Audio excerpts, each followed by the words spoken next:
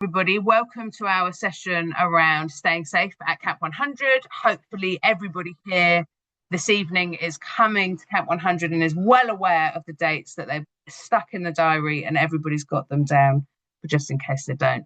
27th of July till the 6th of August, when all the fun is going to happen. This evening you're going to hear a bit of my voice. For those who don't know, my name's Lauren. I work at Woodcraft Folk as Programme Manager and have been supporting our wonderful team of volunteers to get Camp 100 ready for everybody to arrive on the 27th of July. And this evening, also helping to support the session is Richard, who is next to me on my screen. I'm not sure where he is for you, who's overseeing our safeguarding at camp. And we've also got Jack here as well, who is over one of our head stewards, one of our lead stewards for camp. We might be joined by our first aid lead, Catherine, but we will see. I think we are. She's just in silhouette. Oh, lovely. Yeah, Catherine's it. We've got a full team. We're doing well tonight, guys. So we've also got Catherine with us, who is going to be our first aid lead at camp this summer. So hopefully everybody's here to hear about staying safe. Tonight we're going to have a look at what we're already doing to stay safe at Camp 100 and how groups can kind of support that in their villages. We're going to go through the code of conduct to look at kind of expectations for behaviour on how we want everybody to behave at Camp 100. We're going to look at who and where we can go to for support on-site and off-site. Jack's going to hopefully give us a bit more information about stewards, what they do, who they are, how you can get involved with stewarding if you want to. Catherine can talk us a little bit through first aid, how villages can support young people who maybe hurt themselves or become unwell, how we can prevent that from happening, what we need to bring with. We're going to talk a bit about the village safeguarding role and what village leads need to do. Talk a small bit about reporting incidents, near misses, and where we can find out more. And then hopefully we'll have plenty of time for questions from people that are here as well. So to run us through fairly quickly what we're doing already to stay safe at Camp 100, just a reminder that staying safe is everybody's responsibility. Safeguarding, health and safety, looking out for everybody's well-being and health in general is everybody's responsibility who is at camp. So that includes our young people that we'll be joined by as well, looking out for each other, making sure that we're not putting ourselves in unnecessary extra risks or anything like that. We are screening and vetting all of our young people over 16 and all of our adult volunteers. Those over 18, I'm sure it's not news to anybody, will need a DBS or a PVG check in Scotland, membership and references to come to Camp 100 this summer. Many groups will have received an email from myself kind of listing people who need some action taken on getting those checks done. If you haven't and you think there are some people in your group that need that, talk to your membership secretaries, get in touch with us, and we can tell you what people need to do. We're hoping that every group and village is starting to think about named adults for different age groups and meeting our ratios. So making sure we've got enough adults over the age of 18 looking out for the young people that we've got in our groups. Making sure that we've got people within the villages who are looking out for the elfins, the pioneers, the venturers. And also somebody who's looking out for the DFs. That might be a DF themselves who's looking out for everybody else. But I think we shouldn't forget that we've got quite a lot, over 300 16 to 20-year-olds who are going to be at camp. And we shouldn't kind of ignore that they also need checking in with and making sure that they're okay. Even if they're over 18, if they're under 21, they're still a beneficiary of the organisation. So we need to be making sure that they feel supported as well. We have had lots of thoughts and been having conversations at pre-camp and elsewhere about moving around site in different age groups. So thinking about getting elfins around the site, they will need to be accompanied by an adult when they're moving around the site, maybe going to central programme, maybe going to visit the cafe or the merchandise shop, or just have a kind of wander around to play some games. Pioneers, I think it's up to group leaders about how they feel, how mature they feel their pioneers are, but maybe keeping an eye on the pioneers, knowing where they're going, giving them suitable times that they need to be back, not going around the site by themselves. I think, again, with venturers, they can be a bit more free roaming, but giving them times to be back in the village, knowing where they're going, what they're going off to do, what program they're taking part in. This time, something slightly different that we're doing at Camp 100 is that we're bringing together a sort of safety team of the safeguarding team, the stewarding team, and the first aid team, so that it's really easy for us as a kind of central team to keep a track on where things are being repeated, where there are instances where we can try and avoid this. So any of the team that are here this evening are kind of all working together. So anybody that you report something to should get around to the rest of the team. So hopefully that's really helpful. We're going to be following our usual adult code of behaviour. So if you haven't seen that before, or you think volunteers in your group haven't seen that, it's on the website. You can find that and have a look at that. We will be delivering centrally age-appropriate programme. That might mean that some programme is specifically for under 12s, Elfins and Pioneers. That might mean that some programme is specifically for venturers and DFs, or the kind of older young people that we've got on site. Each village will need to have a village role, mostly around staying safe. Every village role is important, but looking at that kind of safeguarding lead, your village coordinator, and the first aid lead, again, kind of imitating the central team, working together as that kind of keeping everybody safe. The KP will be involved in there as well, obviously, with making sure everybody's fed and that dietaries and allergies are looked at as well and met too. We're hoping that everybody can stay safe by talking with their villagers before camp, sharing information, ensuring that we know where there are additional needs, where there are severe allergies, where there are people that we need to keep an extra eye on, making sure that we get to know each other before we're together in a field with 2,000 other people around us is always a good idea. We're going to talk a little bit more about stewards as we go through, but there will be stewards on a rota at all times at camp, so you can go and find support, or they can just be on call to help with things and be keeping an eye out around the site. We'll have a process for signing in and out if you're arriving to site, and when you're leaving site, if you're popping out to the shops or you're taking your group out on a trip, then there will be a process for that at the gate, so we can ensure that we know who's on site at each time.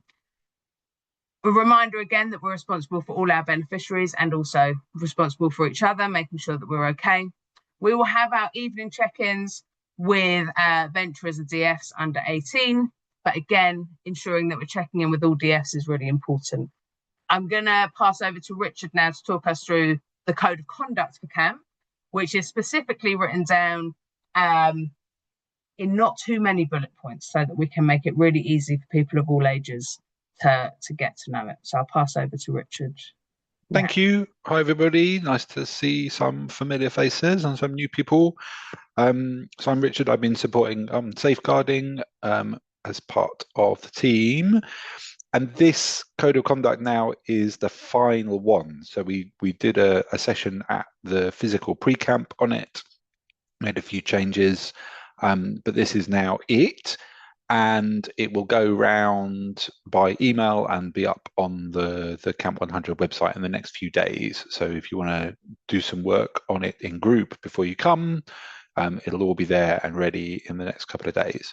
So, I mean, I'm not going to read it to you, but there's these bullet points, just 6 or 7 of them on particular elements of respect, looking at how we treat each other, thinking about how we interact as a bunch of people who, while we all have the same, I hope, starting point, we maybe have different ways of expressing that starting point sometimes.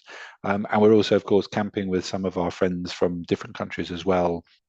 So we think that it's important to have this written down and understood so that everyone who's coming has got a sense of it. We'll do, and those who came to Common Ground will remember, we'll do a workshop on the first day, and we're asking villages to run that workshop in your village. So we'll provide materials, but we'll ask you to run it, and that will cover elements of the code of conduct, particularly elements about consent, but also some wider things as well. So that will be there and ready for you to do on the first day.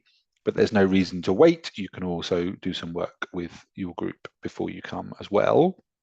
We'll then also run a session on the Wednesday, which is the changeover day, where the 3-day people are leaving and the 7-day people are arriving. And we'll do that centrally in towns. So everyone who's arriving for the second 7 days, they will be able to do the workshop with us, even though they will have missed the one that you did at village level on the first day. But we think villagers have probably got enough going on that changeover day to not have to run it again. So we'll do that for those sort of couple of hundred people who are arriving on the middle Wednesday. Do we skip? And this is the last bit of it. So the first bullet points on respect, and then these 5 on consent. Again, it will be quite familiar to people who've been to a big Woodcraft Oak camp before. A few changes since Common Ground, but nothing significant really. And again, this is all now agreed and locked.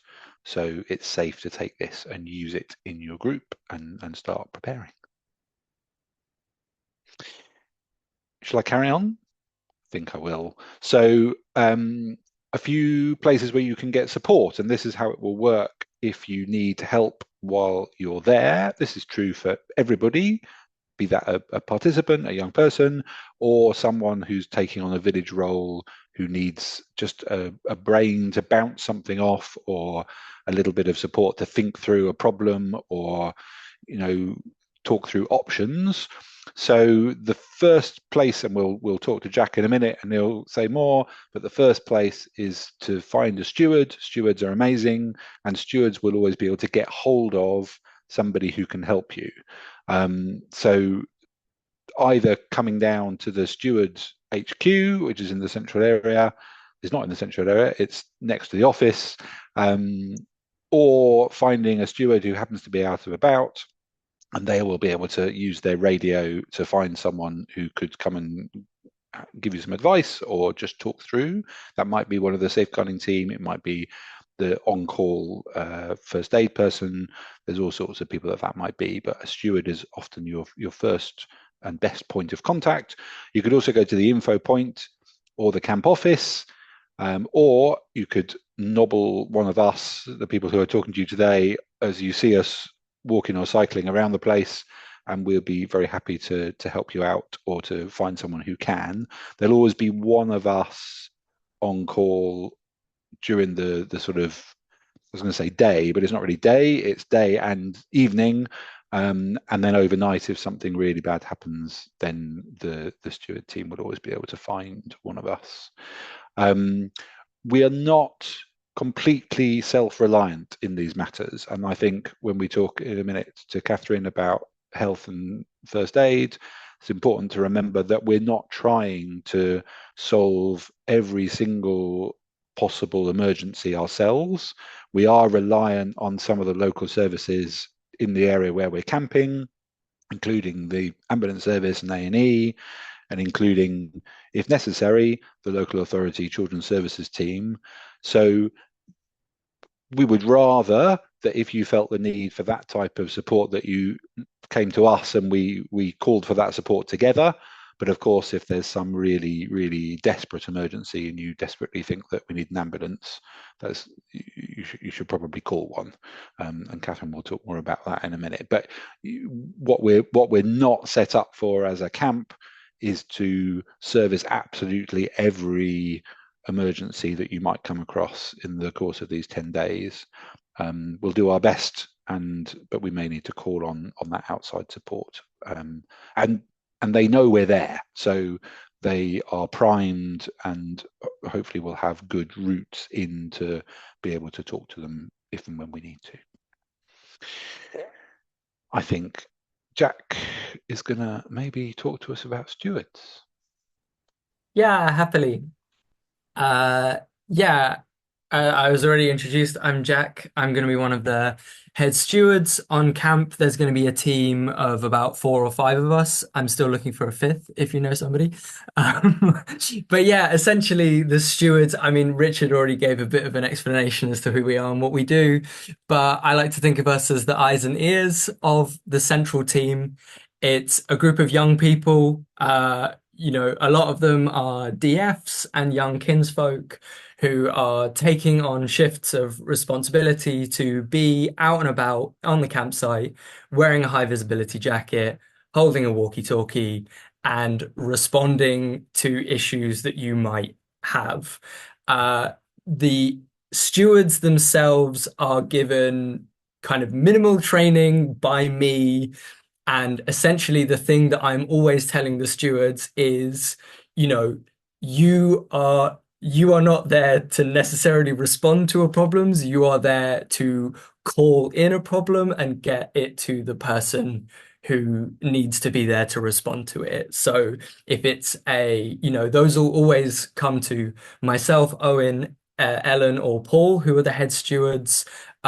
We have degrees of training and experience on how to respond to things. We've been part of Woodcraft Folk for a very long time and know the general order of things. So those problems are coming to head stewards. If we can't deal with them, then I'm escalating them further up the walkie-talkie chain to safeguarding, the medical team, the production team, the central team, or even in the worst circumstances, the emergency services themselves too.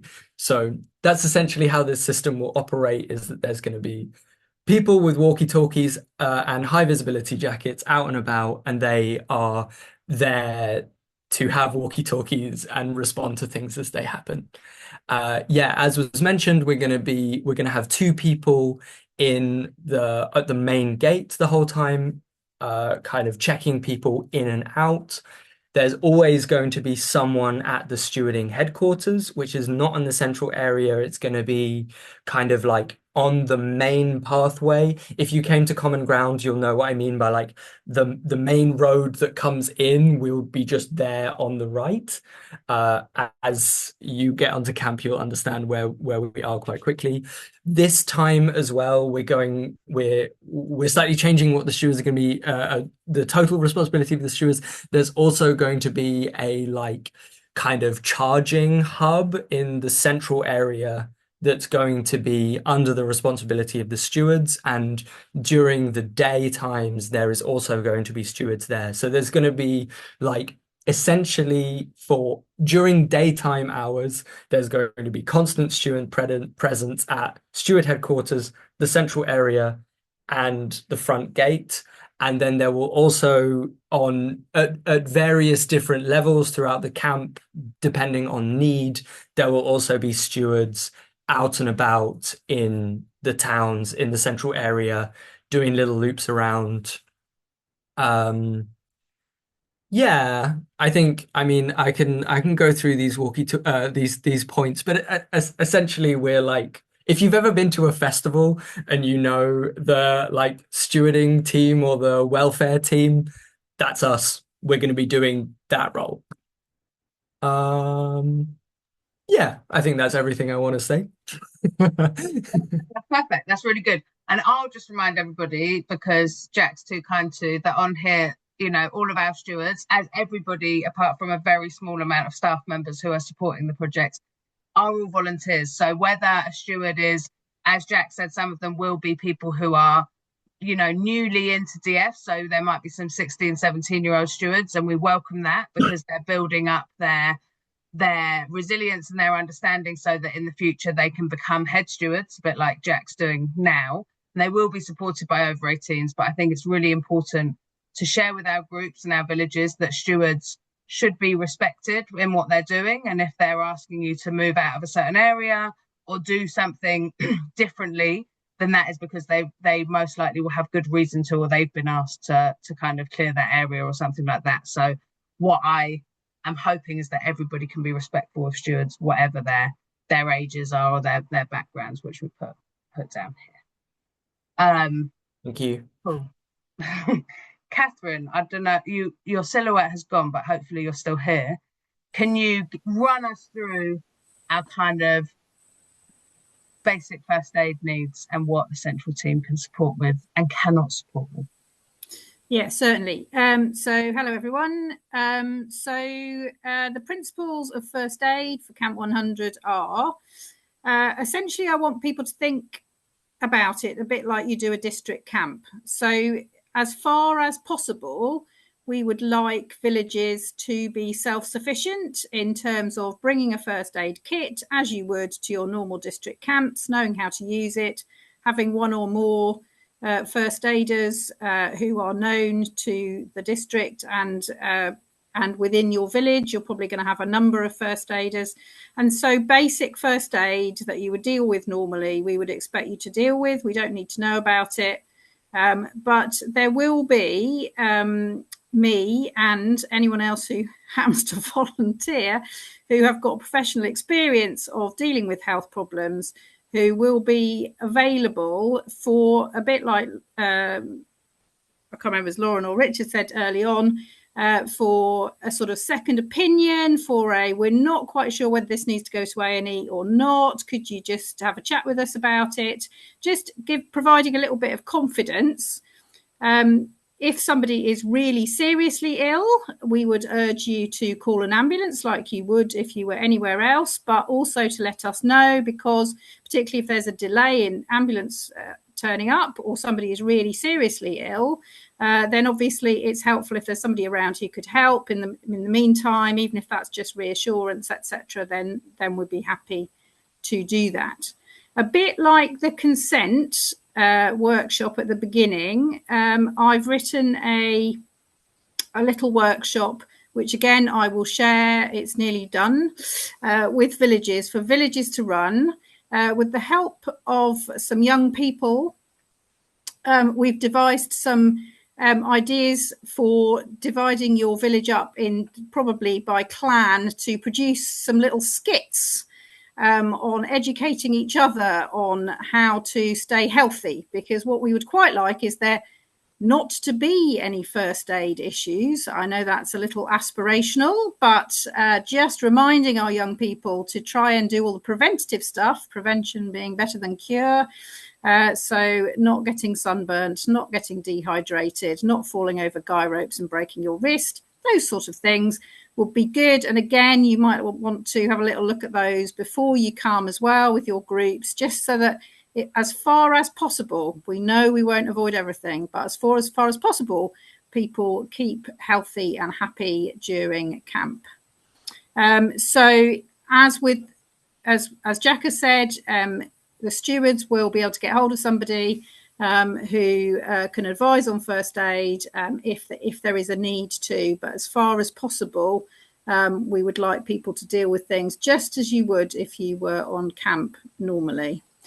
We would like to know if there's going to be an ambulance coming onto the site, just because then obviously we can make sure that there's somebody at the gate to direct the ambulance to the correct place, etc. So we do need to know things like that. But as far as possible, please just use your common sense and your own knowledge to deal with things as they come up. First aid kits, there's a recommended first aid kit which is on the website. So please, within your districts, check that you've got the recommended type of stuff. Obviously, there may be children with specific medical needs, and there will be a fridge for medicines that need to be kept cold, insulin being the main one, etc. But again, you will know about this because you'll know about the children in your group and their needs. One little learning thing from a previous camp: if you do have children with emergency kits for specific conditions, please make sure before you leave home that the adults know how to use the kit and that it has all the requisite parts there, please. So you've actually opened it up with the parent and made sure that everything you need is there and that you've had appropriate training to use it. Again, we will not have spare kit. So we will not have spare EpiPens, spare needles, this sort of thing. So you do need to make sure that you come with what the kids need. Obviously, if somebody uses an EpiPen and we need to get another one, there are processes for getting that sort of thing sorted from local health services. But please do make sure that you at least set off with the kit that you need. I think that was all I was going to say. Is that right, Lauren? That's absolutely perfect. Thank you, Catherine. That's really helpful. I mean, the team have said it all for me, but just thinking about now village safeguarding leads. So some people in the room this evening might have signed up to be a village safeguarding lead, or might be going to take everything back to their village safeguarding lead after this meeting. But the role of the village safeguarding lead is very much to sort of be a point of contact between the village team and the people who are staying in the village and the central team who are here with us tonight. They'll be helping to sort of pass on messages, maybe if there are different things that come up that we want to share. They might be kind of dealing with different things and looking out for people's well-being within the village, we hope as well. We hope that staying safe, safeguarding, looking out for people's kind of health and well-being is very much on the agenda for Camp 100. And again, looking at people, looking at those kind of different needs and expectations beforehand, having those conversations in advance. So the village safeguarding lead, I would expect, is talking to the village coordinator, the village first aid lead, the KP, making sure that we are respecting everybody's kind of needs and preferences and how they would usually do things. Going back to what Catherine said, lots of groups go on summer camps and go on weekend camps and do an amazing job of making that happen. So I think we are doing that on a much bigger scale this summer, but all of those local practices should still be going on whilst we're together, and sharing that practice is really important as well, because you might learn something new or you might teach somebody else something new as well. So think about when you're having those conversations with different groups within your village, be on the same page with each other, talk about mobile phones, where they can appropriately be used, as Jack said, where they can appropriately be charged as well, and that sort of thing. Looking at kind of bedtimes, how we do the check-in in each village and that kind of thing. Making sure that as a village safeguarding lead, you're approachable, maybe being available before camp so people can get to know you a little bit, as well as at camp itself. And thinking about what needs to be shared. So not necessarily sharing everything with everyone in the village, but if there are allergies or additional needs, or maybe somebody who uses a mobile device for a medical reason, and so that's why they're going to have their mobile phone, it's really important that we share that with everybody, so that we're not constantly, that person's not being told to put their phone away when they need it, or to use that as an example. Looking now, coming towards the end of our kind of presentation part, at the reporting and recording of any incidents or near misses that happen at camp. So again, like, we have our kind of regular procedures and they should be followed whilst we're at camp. As ever, with kind of any reporting that we need to do or any disclosures that come to us, don't hold on to any information. Feel free to come and talk to one of the central team about what's going on, and see how we can support you. Don't promise confidentiality. If you're talking to a young person about something that's happened to them or something that they're worried about, you can let them know that you'll only be sharing it with the people who need to know that information, but don't promise that you'll keep it to yourself. So at camp, there'll be plenty of places where you can report incidents, so you can come and find the staff team at the camp office. And Richard, I think, will be kind of flitting between the camp office and the Steward HQ probably. Steward HQ, which will have the first aid team there as well. Or again, as Jack said, find somebody in a yellow high vis and they'll be able to kind of get somebody else on the walkie-talkie who can come and find you or talk to you. Yeah, exactly. Wherever the best coffee's at, we'll try and have a little competition about who's got, hopefully it'll be in the office for sure. Looking at the escalation routes on camp as well, I think that this again is really important for the young people we're with, for the other volunteers who are coming, and for those village roles, is that we really hope that things that arise we can talk about as a village. We can escalate that to talk about with the central organising team, and where we need to, hopefully that's quite a rare occurrence, but where we need to talk to external bodies, whether that's the local children's services, whether that's the local NHS services, fire brigade, whoever that is that we need to talk to. We'll also be joined, and I think he was here, by our Woodcraft Folks lead safeguarding officer, who will be at camp themselves, and I think Owen's here tonight as well. So we can escalate that within the organisation as well whilst we're at camp with our senior management team too. Finally, just looking at some resources. We'll have lots of people at camp and lots of people in this room who have done many international camps, summer camps, weekend camps, group nights. We might have some people joining us who, for whom it'll be their first first or kind of relatively new to woodcraft folk experience, I would really encourage everybody who hasn't already to go onto the National Youth Agency website and do the kind of level 1 safeguarding training for youth group leaders. I think that the course takes under an hour, and it just gives everybody that, keeping it in their mind, keeping it on the agenda of how we can keep young people safe. There have now been 2 wonderful Camp 100 info packs that have gone out. You can find those on the Camp 100 website. So have a look in there for loads more information. I know that there are top tips about staying safe. There's a bit in there about first aid. There's some in there, again, about how stewards can support us at camp as well. And yeah, don't be a stranger. Feel free to get in touch with the team. info@camp100.org.uk will get yourself through to myself and my colleague Millie, also to stewards and to first aid at the moment. And we've also got safeguarding at camp100.org.uk for any specific kind of safeguarding questions. Maybe if you're taking on the village safeguarding lead role and you just want a bit of advice or want to ask about that. And that nicely brings us on to having time for any questions that anybody might have. So I'm going to stop the recording now. So that's what I said I was going to do.